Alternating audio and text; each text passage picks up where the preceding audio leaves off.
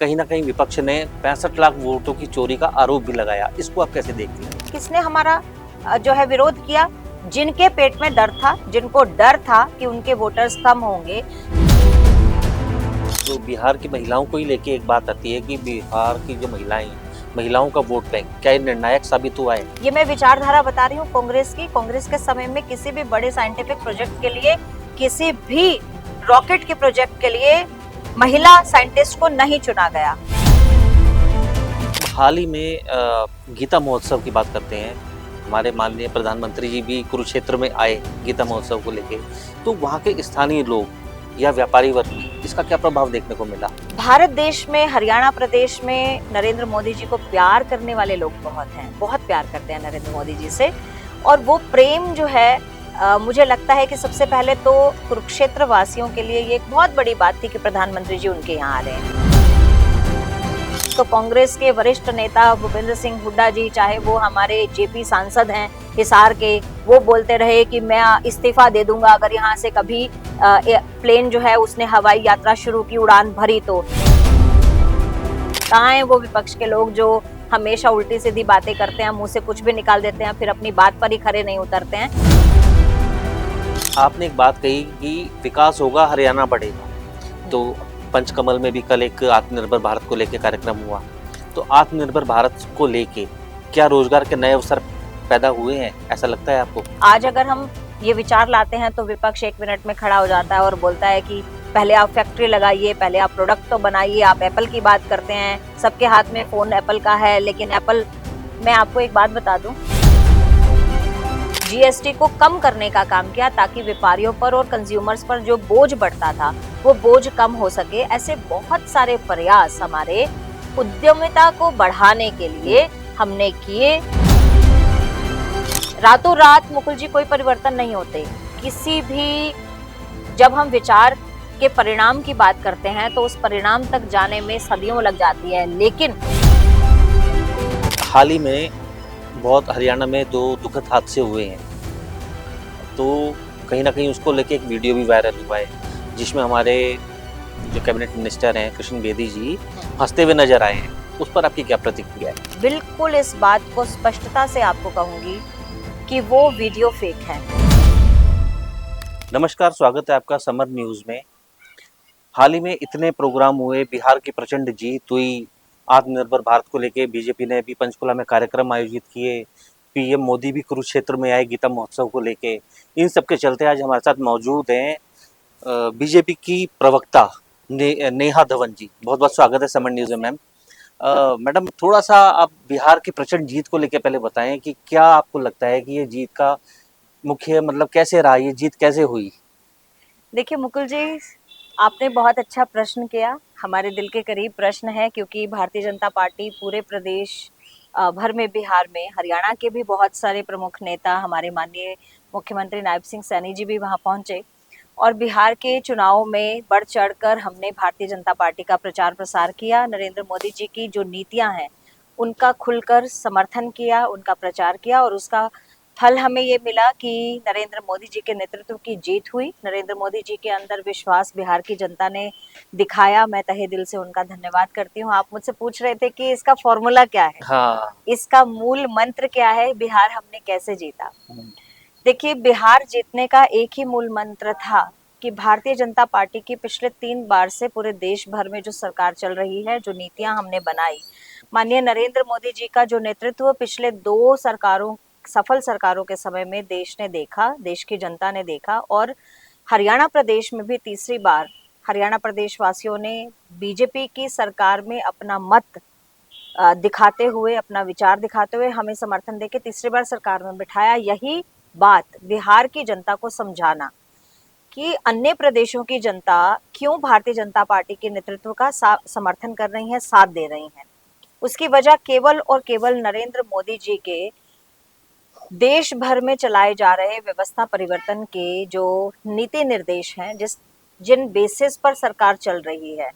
हम देश में इंफ्रास्ट्रक्चर का निर्माण कर रहे हैं, देश के मूलभूत सुविधाओं का निर्माण कर रहे हैं, गरीब से गरीब जनता और अंत्योदयों के भाव के साथ में लाइन में खड़ी सबसे आखिरी जो व्यक्ति है उस तक विकास की लहर को पहुंचाने का काम जो है, ये केवल शब्दों की बात नहीं है, ऑन पेपर की बात नहीं है। आज जब गरीब जनता के खाते में डायरेक्ट पैसा पहुंचता है, उसे चक्कर नहीं काटने पड़ते।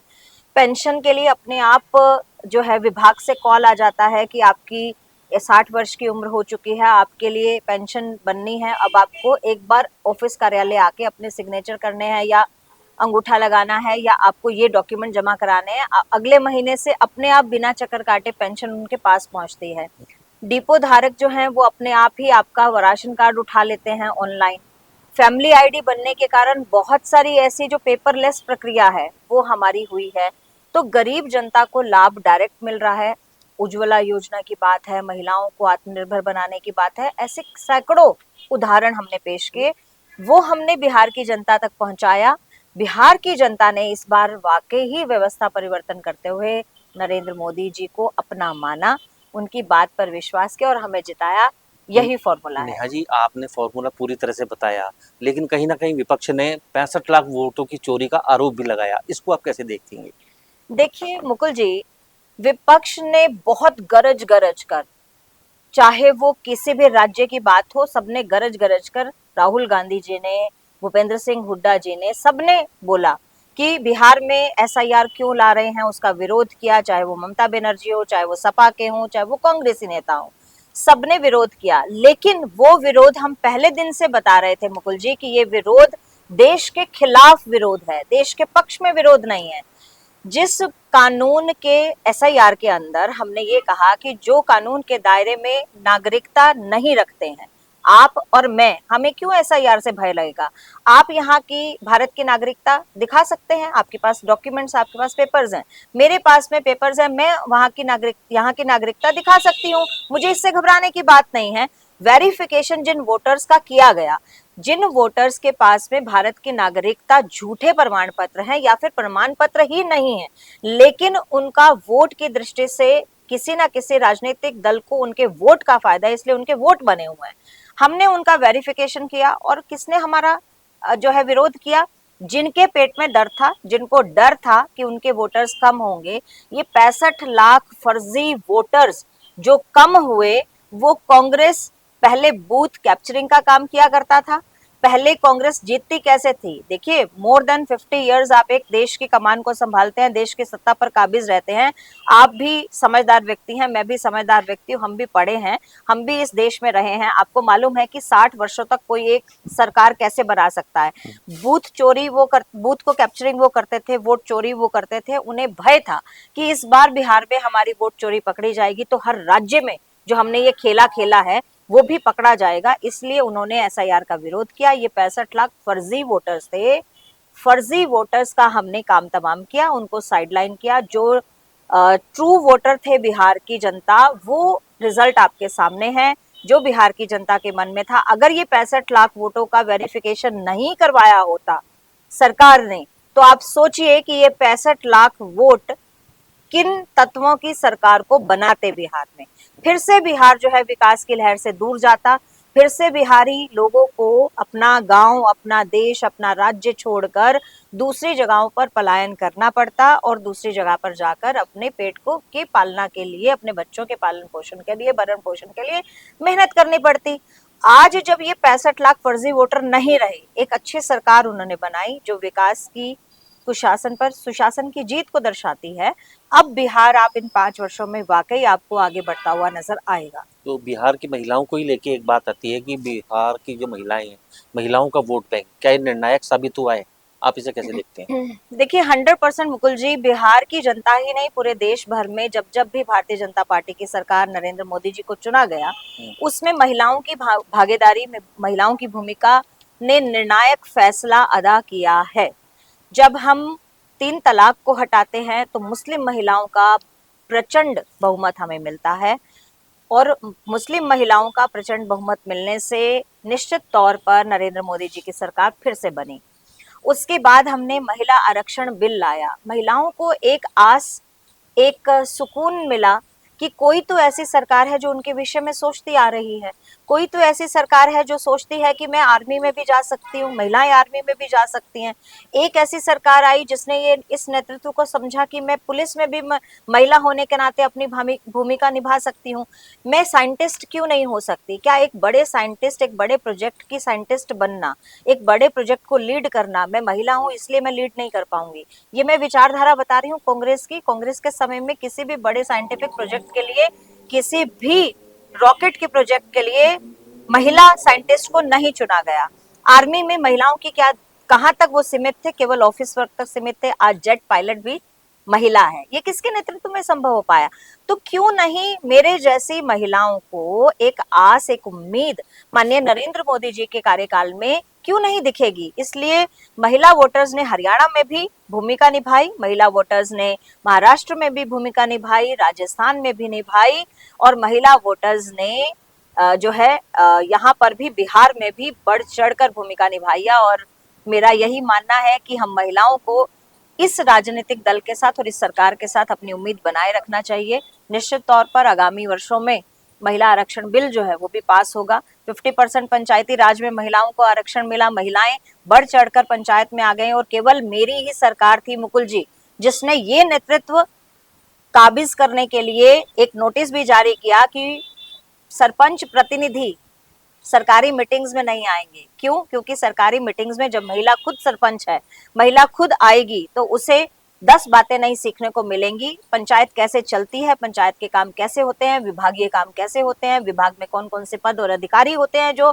किस तरह का फाइल वर्क होता है, जब तक वो ये सीखेंगे नहीं तब तक प्रतिनिधि भी उन पर जो है उनको आगे नहीं आने देंगे। इसलिए पूरी तरह से महिलाओं को राजनीति से लेकर छोटी से छोटी भूमिका, बड़ी से बड़ी भूमिका तक आगे ले जाने का काम मेरी सरकार ने, भारतीय जनता पार्टी की सरकार ने और मेरे प्रधानमंत्री नरेंद्र मोदी जी ने किया है। तो क्यों नहीं हमारा समर्थन मिलेगा?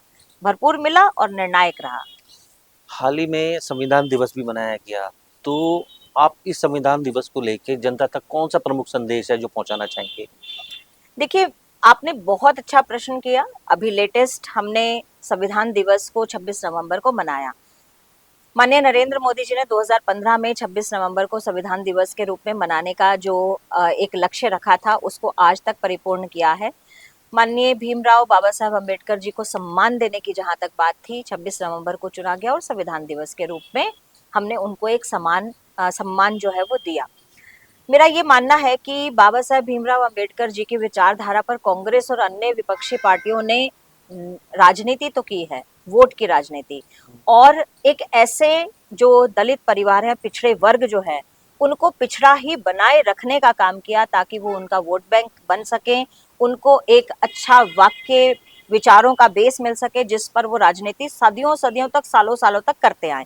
वो उन्होंने किया, लेकिन सही मायने में पिछड़े वर्ग को उठाने का काम, बाबा साहब को सम्मान देने का काम, चाहे उनके पंचभूत थे, उन स्थलों को विकसित किया, उनको पूजनीय स्थल बनाया, उनको पर्यटन स्थल बनाया और उनको भारत रत्न से भी विभूषित किया। संसद के परिसर में उनकी एक मूर्ति को स्थापना करी ताकि हमेशा हमेशा के लिए बाबा साहब एक आदर्श बने रहें।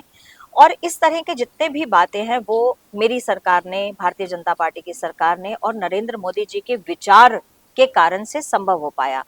अब आपने पूछा कि संविधान दिवस पर मेरा क्या मानना है कि हम क्या संदेश दे रहे हैं। संविधान दिवस पर माननीय नरेंद्र मोदी जी एक ही संदेश देना चाहते हैं, जो संविधान देश का, देश को बनाता है, जो संविधान इस देश के, एक बहुत खूबसूरत देश के हमें नागरिकता होने का फर्ज देता है, उसके प्रति जो हमारी जिम्मेदारी और कर्तव्य हैं वो भी हमें निभाने चाहिए।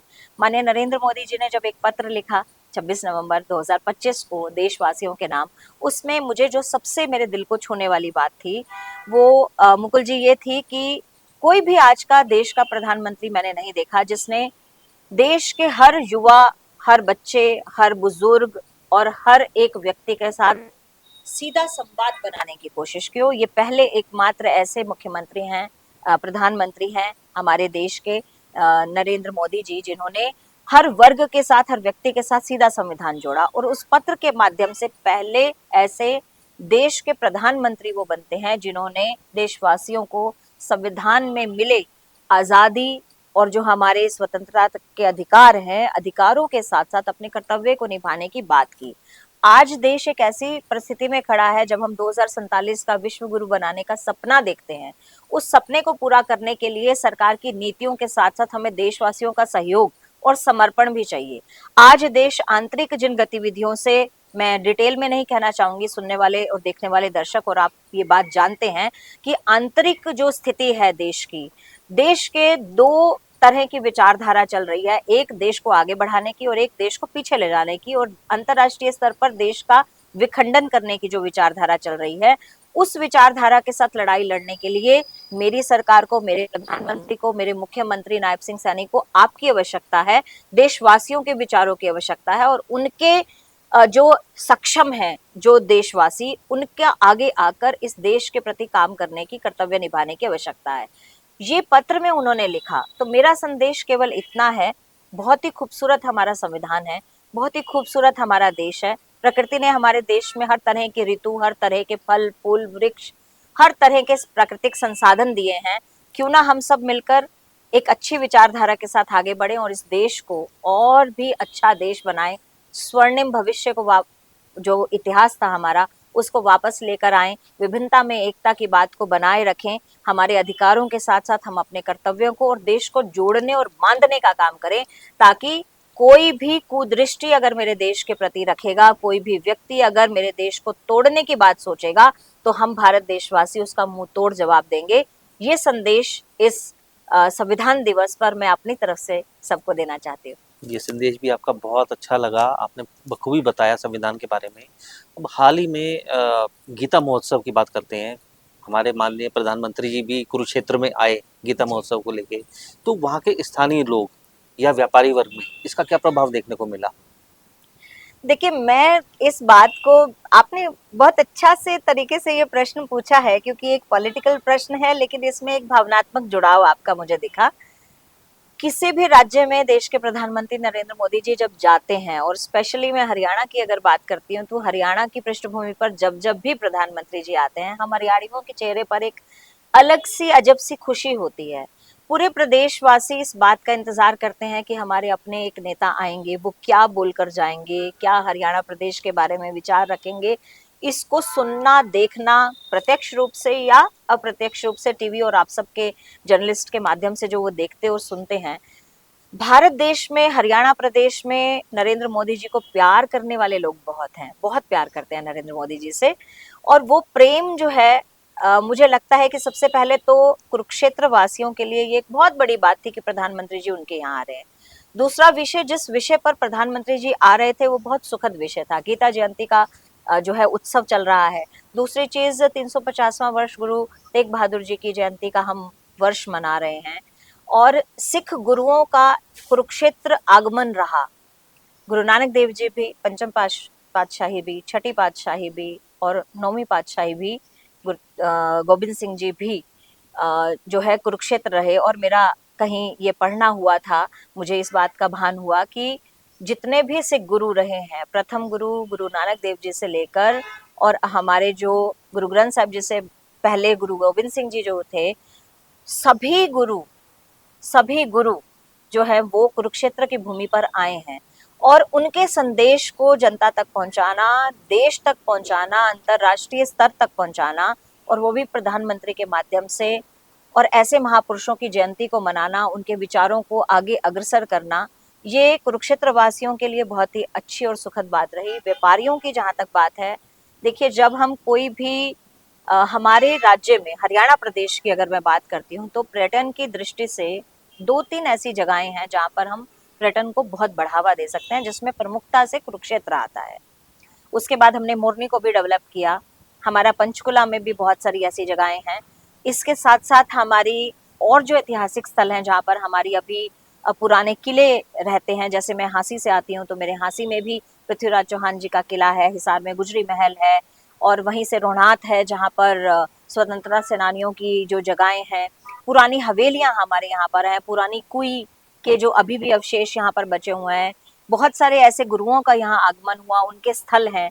तो मेरा ये मानना है कि गुरुग्राम से लेकर जो हम पूरा अपना हरियाणा प्रदेश की पृष्ठभूमि को देखते हैं तो कुरुक्षेत्र सबसे नंबर 1 ऐसी जगह है जहां पर पर्यटन की दृष्टि से अंतर्राष्ट्रीय स्तर पर इसको बढ़ाया जाना चाहिए। उसी विचार को लेकर प्रधानमंत्री जी आए तो मुझे लगता है कि पूरे प्रदेश भर के व्यापारियों के लिए खुशी बात थी, और कुरुक्षेत्र के लिए तो सोने पर सुहागा की बात हो गई। कुरुक्षेत्र वासियों के लिए तो जहां बिजनेस बढ़ेगा, व्यापार बढ़ेगा, फिर से हरियाणा की कुरुक्षेत्र की भूमि पर पर्यटक आने लगेंगे, विदेशी सैलानी आने लगेंगे।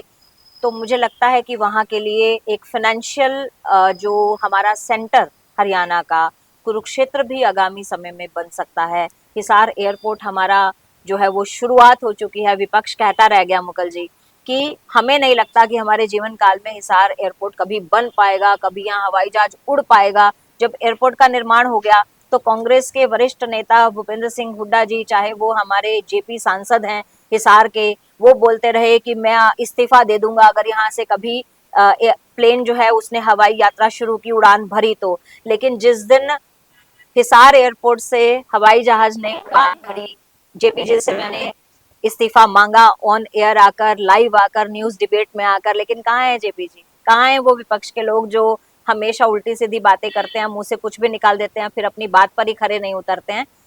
मैं ये बात कहना चाह रही हूँ कि हिसार में एयरपोर्ट का आना, पर्यटन की दृष्टि से कुरुक्षेत्र का आगे बढ़ना, तो हरियाणा जो है दिल्ली के नजदीक होते हुए एक फाइनेंशियल हब देश का बन सकता है। उसी की नींव रखने के लिए प्रधानमंत्री जी आए, ये हम सबके लिए खुशी की बात है। एज ए प्रवक्ता आप बहुत ही अच्छे बखूबी सब चीज़ों का जवाब दे रहे हैं। तो आपने एक बात कही कि विकास होगा, हरियाणा बढ़ेगा।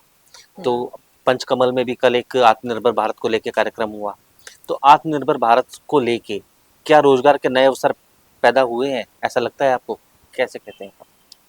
मुकुल जी देखिए, आत्मनिर्भर बनाने का सपना जो है वो बहुत से देश के अंदर जो महापुरुष हैं, मैं यहाँ पर महात्मा गांधी जी का भी नाम लूंगी क्योंकि स्वराज की बात भी उन्होंने की थी। स्वामी विवेकानंद जी भी इस विचारधारा को लेकर युवाओं के प्रति हमेशा ये बात कहते हुए, हमें विचार देते हुए नजर आए कि स्वावलंबी बनो।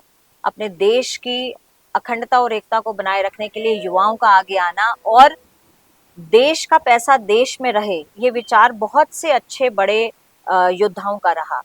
नरेंद्र मोदी जी का सपना है आत्मनिर्भर बनाने का, दीनदयाल उपाध्याय जी का सपना था आत्मनिर्भर बनाने का।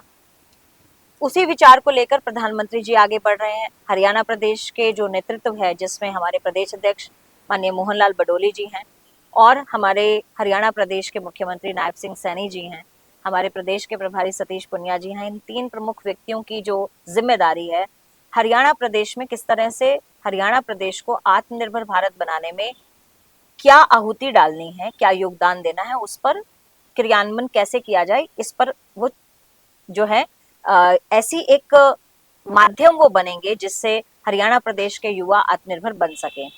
सबसे पहला बात है जो हमने आह्वान किया संगठन की दृष्टि से, वो था जो भी विदेशी माल है उसका बहिष्कार करना और भारत में मैन्युफैक्चर वस्तुओं का इस्तेमाल करना जितना ज्यादा हो सकता है। क्योंकि आज अगर हम ये विचार लाते हैं तो विपक्ष 1 मिनट में खड़ा हो जाता है और बोलता है कि पहले आप फैक्ट्री लगाइए, पहले आप प्रोडक्ट तो बनाइए। आप एप्पल की बात करते हैं, सबके हाथ में फोन एप्पल का है, लेकिन एप्पल, मैं आपको एक बात बता दूं, एप्पल जो है आप भी जानते हैं इंडिया के अंदर असेंबलिंग यूनिट एप्पल की भी है, एप्पल की भी असेंबलिंग यूनिट है। तो कहीं ना कहीं विदेशी प्रोडक्ट में भारत के लोगों को काम करने का मौका मिल रहा है, उनकी अर्निंग हो रही है, यूनिट्स यहाँ बन रही हैं।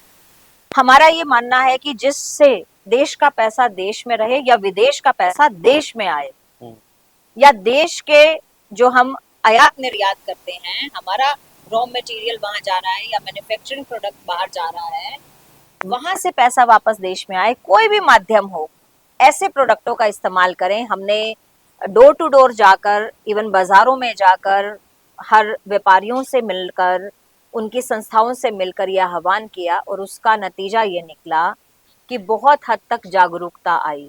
सबसे पहला काम, इतनी जनसंख्या का देश है ये, आप जानते हैं, इतनी बड़ी जनसंख्या के देश में जागरूकता लाना, हर व्यक्ति के जो जहन है उस तक ये विचार पहुंचाना सबसे पहला कर्तव्य है। जिसको सरकार ने और संगठन ने पूरा किया।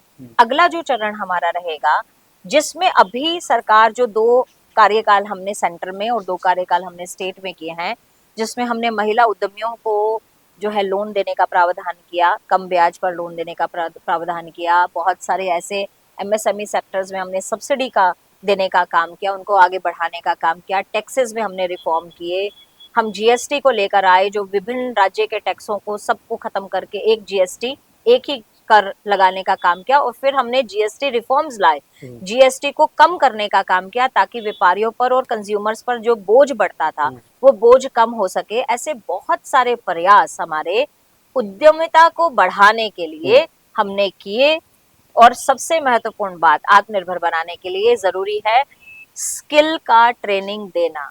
अभी आपको मालूम है कि मुझे ministry of skill development and entrepreneurship मंत्रालय भारत सरकार के अंदर नेशनल एडवाइजर मेंबर बनाया है, मुझे उसके साथ जोड़ा गया है। मैं उस मंत्रालय के क्रियाकलापों से अभी वाकिफ हो रही हूँ, किस तरह से हमने युवाओं को स्किल देने का काम किया है, चाहे वो ट्रेनिंग महिलाओं को हो और चाहे वो युवाओं को हो। मैकेनिक से लेकर, इलेक्ट्रिशियन से लेकर, ड्राइविंग से लेकर, किसानी से लेकर, और मैं कहती हूँ कि टेलरिंग से लेकर हर तरह की ट्रेनिंग और स्किल देने का हमने काम किया, ताकि हमारे युवा जो है वो अपनी शिक्षा के साथ साथ एक ऐसी स्किल के, एक ऐसी कारीगरी में माहिर हो, ताकि वो अपनी रोजी रोटी कमाने के लिए, अपनी खुद की दुकान चलाने के लिए, अपना खुद का एक बिजनेस अपनी स्किल के माध्यम से शुरू करने के लिए जो है वो आत्मनिर्भर बन सके। यही सपना नरेंद्र मोदी जी ने, यही सपना माननीय दीनदयाल उपाध्याय जी ने देखा था, जिसे पूरा करने में हम लगे हैं। रातों रात मुकुल जी कोई परिवर्तन नहीं होते। किसी भी, जब हम विचार के परिणाम की बात करते हैं तो उस परिणाम तक जाने में सदियों लग जाती है, लेकिन इस विचार को, आत्मनिर्भर भारत के विचार को फलीभूत होते हुए, शुरुआत होने के बाद फलीभूत होते हुए हमने अपनी आंखों से अपने सामने देखा है। 2014 में इस विचार पर काम करना शुरू किया। उससे पहले कुछ हमारे संगठन लगे हुए थे इस काम पर, लेकिन पूर्ण तरह से 2014 में हमने बाहर खुले तौर पर इस पर काम करना शुरू किया। आज 2025 है, मैं आपको डाटा अगर यहाँ पर दूं तो यहाँ पर हमने हरियाणा ही नहीं पूरे भारत देश में लगभग जो है लगभग 12 करोड़ के आसपास महिलाओं को हमने उद्यमशीलता से जोड़ने का काम किया है। और मैं साउथ साइड की बात करूं तो हमारे यहाँ पर शायद महिला किसान नहीं होंगी, लेकिन किसानी में भी इंजीनियरिंग का कैसे इस्तेमाल किया जाए, बीजों की इंजीनियरिंग कैसे की जाए, कैसे प्रौद्योगिकी में उसको बदला जाए। साउथ साइड में बहुत सारी महिलाओं को हमने किसानी के साथ भी जोड़ा, मत्स्य पालन के साथ में भी जोड़ा, और जो हमारे पशुओं से रिलेटेड जो उद्योग हैं उनके साथ में जोड़ा, डेयरी फार्मिंग के साथ में जोड़ा। ऐसा हरियाणा में भी हमने किया है। ड्रोन दीदी कहाँ बने, हरियाणा में भी ड्रोन दीदी बनी है, जिनको हमने, मैं एक खुद महिला को जानती हूँ जो हमारी सिरसा से हैं और हमारी भारतीय जनता पार्टी की वो वर्कर भी हैं। उनको हरियाणा के अंदर नो ड्रोन देने का काम किया। वो अपनी सशक्त यूनिट चला रही हैं, वो अन्य महिलाओं को ट्रेनिंग देती हैं और अन्य महिलाओं को ड्रोन के साथ जो काम, अर्निंग के जो सोर्सेज हैं वो प्रोवाइड करने का काम कर रही हैं। ये आत्मनिर्भरता नहीं तो क्या है? ये बिल्कुल स्पष्ट उदाहरण है जो हमारी आंखों के सामने है। तो हमने विचार की शुरुआत और फलीभूत होते अपनी आंखों के सामने देखा है। आने वाले 2047 तक जो विश्व गुरु बनाने का सपना माननीय नरेंद्र मोदी जी देख रहे हैं, तब तक आपको ये हमारी ही उम्र में हमें देखने को मिलेगा कि भारत देश का बच्चा बच्चा स्किल्ड है, भारत देश का बच्चा बच्चा अपनी कोई ना कोई कारीगरी जानता है। मैं बहुत सारे ऐसे, आप मन की बात सुनते होंगे मुकुल जी, मन की बात आज भी थी, किस तरह से मन की बात में माननीय नरेंद्र मोदी जी ऐसे ऐसे स्किल से जुड़े लोगों का एक मोटिवेशन देने के लिए पूरे भारतवासियों को एग्जाम्पल हमें देते हैं, उदाहरण पेश करते हैं, उनकी कहानी लेकर आते हैं। जो डाइंग आर्ट्स हैं, चाहे वो म्यूजिकल इंस्ट्रूमेंट बनाने के कला के साथ जुड़े हुए लोग हैं, चाहे वो जो रेशम बनाने के साथ में जुड़े लोग हैं, ऐसे ऐसे कारीगरी है जो आज डाइंग फॉर्म में है, जो हो सकता है उनकी पीढ़ी के बाद अगली पीढ़ी ना हो उसे संभालने के लिए। लेकिन जब मन की बात के कार्यक्रम में माननीय नरेंद्र मोदी जी उस पर विचार रखते हैं, तो इतने करोड़ों अरबों की जनसंख्या वाले इस देश में कहीं ना कहीं ऐसे युवाओं को मोटिवेशन मिलता है कि क्यों ना हम इस फॉर्म को, इस कला को आगे बढ़ाएं, तो मुझे लगता है कि ये भी एक नए तरीके का जो उद्घोष है जो माननीय नरेंद्र मोदी जी कर रहे हैं। जिस तरह से स्वामी विवेकानंद जी ने आह्वान किया युवाओं का, उस तरह से नरेंद्र मोदी जी अपने माध्यम से, अपने अलग अंदाज से, अपने अलग तरीके से इस देश के युवा को आगे बढ़ाने का और मोटिवेट करने का काम कर रहे हैं। इन सब के बाद एक प्रश्न और है कि हाल ही में बहुत हरियाणा में 2 दुखद हादसे हुए हैं, तो कहीं न कहीं उसको लेके एक वीडियो भी वायरल हुआ है, जिसमें हमारे जो कैबिनेट मिनिस्टर हैं कृष्ण बेदी जी हँसते हुए नज़र आए हैं। उस पर आपकी क्या प्रतिक्रिया है? देखिए मुकुल जी, ये बहुत ही संवेदनशील मामला है और बहुत दुखद मामला है। हमारे हरियाणा प्रदेश के 2 प्यारे बच्चों का जाना, मेरे छोटे भाइयों का जाना, ये निसंदेह ये एक ऐसी बात है जिस पर मैं कोई राजनीतिक बयान नहीं दूंगी। मैं बिल्कुल भी इस पर राजनीतिक वक्तव्य नहीं रख सकती। लेकिन इस तरह से उनका जाना निश्चित तौर पर दुखद है परिवार के लिए। मेरी पूरी संवेदनाएं मेरे मुख्यमंत्री जी की तरफ से, मेरी भाजपा संगठन की तरफ से उनके साथ हैं। हम उनके साथ खड़े हैं। मैं आपको यही बात कहूंगी, माननीय मुख्यमंत्री नायब सिंह सैनी जी ने और हमारे खेल मंत्री गौरव गौतम जी ने, प्रदेश के हमारे अध्यक्ष मोहनलाल बडोले जी ने एक फैसला सुनाया था तुरंत ही कि जो भी संबंधित अधिकारी इसमें लिप्त पाए गए, 5 लोगों की कमेटी भी बनाई गई है और ये जांच बहुत अच्छे से होगी, चाहे किसी भी स्तर का अधिकारी होगा जिसकी भी लापरवाही सामने आई, उन पर कठोर से कठोर कार्रवाई करने का काम करेंगे। भविष्य में ऐसी घटनाएं ना हो, इसके ऊपर भी हमारा काम आज से, उसी दिन से शुरू हो चुका है। उससे पहले भी ये प्रक्रिया जारी थी, लेकिन जहां पर भी अधिकारी लापरवाही कर रहे हैं वो अब सख्ते में आ गए हैं और उन पर शिकंजा जरूर कसेंगे। जो आप वीडियो वायरल होने की बात कर रहे हैं माननीय मंत्री जी का, कृष्ण बेदी जी का, मैं बिल्कुल इस बात को स्पष्टता से आपको कहूंगी कि वो वीडियो फेक है। क्योंकि माननीय मंत्री जी का नेचर, व्यवहार जो है वो बहुत हंसमुख है। वो मुझे कट एंड पेस्ट और एडिटिंग ज्यादा लगी। क्योंकि जब वो वीडियो आया था, जब ये बात पूछी गई थी, उस समय उस संदर्भ में और विषय था, लेकिन उसके 3 साढ़े 3 लगभग 4 दिन बाद इस वीडियो को दोबारा कट करके सिर्फ उनकी हंसी को वायरल किया गया। तो कहीं का मैटर उठाकर कहीं चिपका दिया गया। आगे पीछे की वो घटना थी, हंसने का विषय आगे था, लेकिन बाद में संजीदगी से ये प्रश्न किया गया और उन्होंने बहुत संजीदगी से जवाब दिया कि अगर आपके सामने ऐसा है कि कहीं मेंटेनेंस का काम नहीं आया तो हमारे सामने लाइए। लेकिन फिर ये हादसा हुआ और इस हादसे के बाद उस वीडियो को फिर से वायरल किया गया। इस तरह की घटनाएं जो घटती है ना, उसमें पत्रकारिता करने वाले व्यक्तियों पर भी प्रश्न चिन्ह उठाती हैं और दूसरा विपक्ष का इसमें लिप्त होना, इस पर भी संदेह लाती हैं। और मुझे लगता है कि हरियाणा के भाईचारे को जो तोड़ने का प्रयास मुझे इसमें ज्यादा लगता है। मैं आप सब लोगों से यही कहूंगी, इस तरह के वीडियोस को प्रमोट ना करें और इस तरह की विचारधारा को प्रमोट ना करें। जो हम हरियाणियों को बांध कर रखे उसी विचारधारा पर ही चलें और इस तरह के छोटे प्रयास वायरल तो कर देते हैं, आपके व्यूज तो ले आएंगे, लेकिन इस तरह के प्रयास से हम अपनी आंतरिक जो भावना है उसको ठेस पहुंचाते हैं। तो ये नहीं करना चाहिए और माननीय मंत्री जी उस विषय पर नहीं हंसे थे, इस बात को मैं स्पष्ट करूंगी। आपने बखूबी हमसे सारी ही बातें करी। मेरा बस आखिरी प्रश्न है और आपसे पर्सनल है। आप, हमें पता चला आप एज ए बुक राइटर भी हैं, तो एज ए बुक राइटर आप अपने आप को किस रूप में देखते हैं? देखिए, मैं लिखती हूँ, बिल्कुल लिखती हूँ। मैं अपने समाज के ज्वलंत मुद्दों पर लिखती हूँ। आज की जो राजनीतिक और पुरानी जो राजनीतिक पृष्ठभूमि है उस पर लिखती हूँ। विपक्ष की विचारधारा को उजागर करती हूँ, सरकार की विचारधारा को उजागर करती हूँ। मैं राजनीतिक लेख लिखती हूँ और भविष्य में बिल्कुल मैं जो भी ऐसी सामाजिक मुद्दे हैं, ज्वलंत मुद्दे हैं, उन पर लिखती रहूंगी। और जो भी मुझे ये विषय लगता है जिससे कि देश को ठेस पहुंचाने वाले जो कृत्य आज चल रहे हैं, वो एन नंबर्स ऑफ काम है, अखंड काम है, जो विदेशी ताकतें हैं, धार्मिक कुछ एक पर्टिकुलर धर्म के लोग हैं जो देश की एकता को, हमारी जो खूबसूरती संस्कृति है उसको छिन्न भिन्न करने में लगे हैं। ऐसी ताकतें जो देश को एकजुट होकर आगे बढ़ते हुए देख नहीं सकती, इन विषयों पर मैं जरूर लिखूंगी। और माननीय नरेंद्र मोदी जी और हमारे अटल बिहारी वाजपेयी जी मेरे आदर्श हैं, और उनकी विचारधारा को आगे बढ़ाती रहूंगी। यही मेरी कामना है और यही मेरा सपना है। शुक्रिया हमसे बातचीत करने के लिए। तो ये थी हमारे साथ नेहा धवन जी, जिन्होंने बखूबी हर चीज को बहुत अच्छे तरीके से पेश किया। ऐसी रोचक खबरों के लिए देखते रहिए the Samar news Haryana. Cameraman Aakash Kumar के साथ मुकुल शर्मा की रिपोर्ट, पंचकुला।